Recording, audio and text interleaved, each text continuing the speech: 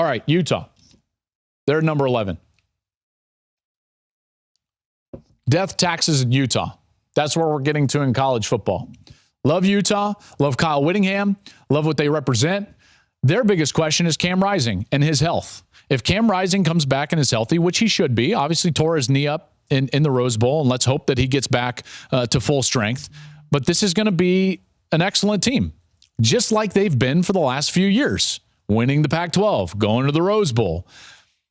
Rising is a hell of a player, and I get it that like they're replacing some pieces on the outside. They also get some guys back from injury. Love their running back. Their defense is going to be as good as it always is. So Utah's not going anywhere. And they present a hell of a problem for teams like USC, teams like Washington, teams like Oregon. Because look what's happening all of a sudden. 6, 8, 11, all from the Pac-12. You're starting to see like that conference is going to be incredibly difficult. And just wait until I get to a couple of the other teams. This is a team that is incredibly consistent year after year, winning big games. They've won the conference, like I said, in back-to-back. I get it. They have to replace Dalton Kincaid, but they do get Brant Kuithe back. Remember, and Kuithe's coming back after that ACL. I used to believe that it's like, boy, they've got to win with run game. They've got to win with defense. You look at the stats, they scored 38.5 last year per game. It's 11th in the country. Just to give you some sense of where that fell, Washington, offensive juggernaut, averaged 39.5. TCU, great year, lost the national championship, 38.8 right there. Those two teams, you would say like they were offensive teams. Utah was right there. So they've figured some things out on that side of the ball, and I'm in. Death, taxes, and Utah football. Utah's at 11. Number 12, coming off that breakthrough year with Josh Heupel, I've got Tennessee. What you guys didn't just hear right then was that our producer, Kat, proud Tennessee Volunteer, and she gave a little shout, woo, right there in the back with Tennessee at number 12. I like Tennessee. I love what Josh Heupel has done. I'm a big fan of their offense. While it's hard for me to really evaluate bowl games in the CFP era, their bowl game was impressive with guys that are now going to be asked to be the central focal point of what they do offensively. Joe Milton at quarterback. That's at least a start. Heupel got the win he desperately needed, right? The Tennessee win over Alabama was epic. It announced that they can play with the big boys. They thought that they were there, and they thought they could go and give Georgia some problems with that passing game. But that passing game, to be honest with you, is a bit one-dimensional to face a team like Georgia. It's a lot of half-field reads. It's a lot of wide receiver read routes down the field. And if you can't protect the passer, which is going to be difficult against Georgia, it's really tough to beat that team. You've got to have a dynamic NFL-style passing game, similar to what Ohio State has, similar to what Alabama has, in order to really threaten Georgia. That's why I just don't think Tennessee is a threat to Georgia in the SEC East. And this is when Kat might turn my microphone off, because it's just the case. Even with that game being in Knoxville, I get it what happened against Alabama, but it's not the same matchup against Georgia, okay? Joe Milton is going to be quite the story, because I saw him when he was a backup in Michigan. Like, the guy has a great arm. And in theory, his arm, his skill set really fits what they want to do offensively. But boy, like the accuracy issues, that's going to be interesting. They are replacing their offensive coordinator. I do like Squirrel White, though, as a replacement for Jalen Hyatt, Brew McCoy, those guys, like, they've got some pieces on the outside. And the schedule, I think it fits for them. Getting Georgia at home fits for them. 12 is just a good spot.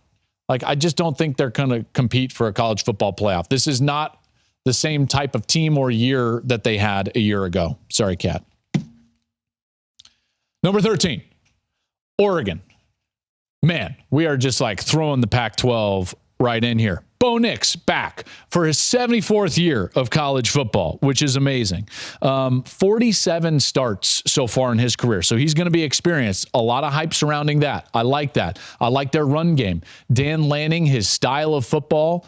I think it fits. I loved what they were able to do. That win against the North Carolina in the Holiday Bowl, I think it was a good building block for them in the offseason. A couple of concerns for me are replacing that veteran offensive line. That offensive line was so good for them, and a big reason why they had such a good year a year ago. Now they're going to have to replace a bunch of those guys. We'll see if they're able to do it. Knicks might be under a lot more pressure. It might be more difficult to run the ball with the level of execution that they did a year ago. And they're replacing their offensive coordinator, Kenny Dillingham, whom I'm a huge fan of, and now he's the head coach at Arizona State. Bucky Irving is a quality player. 13 is about right for them. But again, you're starting to see kind of the problem for the Pac-12. Any one of these teams, I think, could compete for a playoff spot, namely Washington or SC. But the problem is the depth of the conference and the way that they schedule. All right, at 14. We had a big debate about this, by the way, the 14th team. Me and Steve. Steve is like my brain. So blame him. I told you we weren't going to talk about Texas until they did anything. The debate was, is 14 too high for Texas? And the answer was no. So Texas lands at 14. I could make an argument that they should be higher than that. Just saying. Their roster suggests that they should be higher than that. Their quarterback suggests they should be higher than that. The conference that they play in, by the way, and their margin from a roster standpoint suggests that they should be higher than that. But they're not. Why? Because they perpetually underachieve. And we said on this show, we said it, we're not going to do it. We're not falling for Texas until they do something. So go win in Tuscaloosa, and I'll talk about you all day long. Now, having said that, a little tidbit on Texas. Love their roster. Defense much better than you would expect. When you dive into the numbers, you're like, oh, they were the number 2 defense in the Big 12. Like, their defense was not bad. They returned 10 starters on the offensive side, have to replace Bijan Robinson, but this is an offense that should move the ball. Really good wide receivers. I think Ewers is a heck of a player. And when I saw him in Dallas at the Big 12 Media Days, to me, there was just a different level of urgency about everything that he was doing and saying. So Texas is going to be at 14. Should they win the Big 12? Yeah, they really should. The biggest question is how they play in tight games. Okay, the close games issue has been a problem. They're 4-10 in one-score games under Steve Sarkisian. They were 14-13 in those same games under Tom Herman. All 5 losses last year were by 7 points or less, including Alabama. Like, come on, what are we doing? 4 of which were against top 15 teams. This team, if they can just get over that hump, and how many times do we say this about Texas? This is why we don't talk about you until you achieve anything. Like, win the close games. Don't play down to the level of competition. Okay, that's it. I'm going to move on from Texas now. Number 15, and this is one of my favorites, by the way, because it gives me a 5th team from the Pac-12 in the top 15. Oregon State. Oregon State. So here's why I love Oregon State. Oregon State was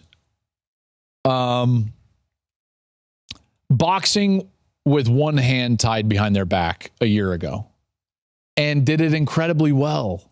Like, think about what a year that they had. The big wins down the stretch, and they were so one-dimensional on the offensive side. And I think that could be fixed.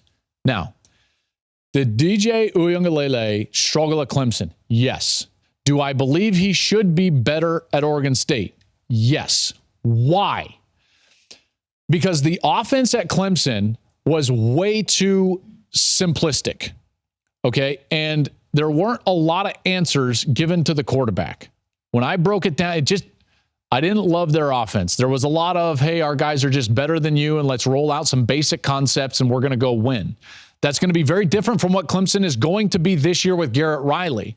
Now under Jonathan Smith, this is a guy that has to be creative because his personnel suggests that he needs to be creative. He's going to have a run game. And I believe that Uiagalelei actually plays really well. In fact, I think that he's going to be one of the bright stories in college football, judging based on what happened at Clemson. And then he's going to go, and I think he's going to find a lot of success under Jonathan Smith, who's a former quarterback who really understands play calling, who's going to give him that run game as a help. And it's going to be more intricate. He's going to have tight ends to throw to. So I think I like Oregon State. I like their toughness. Their top 3 running backs are back, including Damian Martinez. He was the freshman of the year in the Pac-12. 4 of their 5 starters are back on the offensive line. I like their defense finished number 1 in the Pac-12 last year for Trent Bray, their defensive coordinator. Like I'm in. I like it. I like what Oregon State is bringing. And yes, that's a grand total of 5 Pac-12 teams in the top 15. Pretty remarkable.